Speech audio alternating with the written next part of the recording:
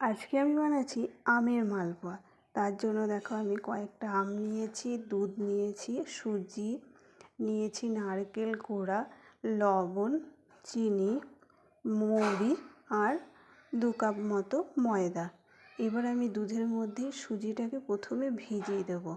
তারপর আমি আমগুলোকে ঘষে নেব যাতে দানা দানা না থাকে, খুব সুন্দর হয়।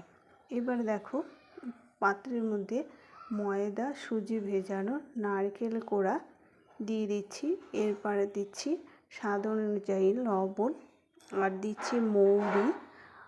যে যেরকম মিষ্টি খাবে স্বাদ অনুযায়ী চিনি দেবো। এবার আমের পাল্টাকেও ওর মধ্যে দিয়ে দেবো। এবার কিন্তু আমি এগুলোকে ভালো করে ফাটিয়ে নেব, যাতে আমি খাওয়ার সোডা দিইনি, সেজন্য এটাকে আমাকে অনেকক্ষণ ধরে ফাটাতে হবে যাতে ফুলকো ফুলকো ফোলে। এবার দেখো এগুলোকে আমি ভালো করে ফাটিয়ে নিচ্ছি। দেখো আমার কিন্তু ফাটানো হয়ে গেছে, আর গোলাটা ঠিক এরকম হবে, না পাতলা না মোটা।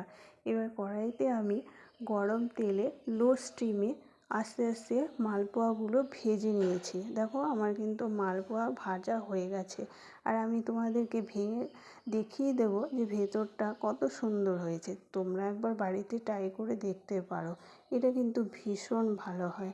তা কেমন হয়েছে তোমরা কমেন্টে জানিও। টাটা।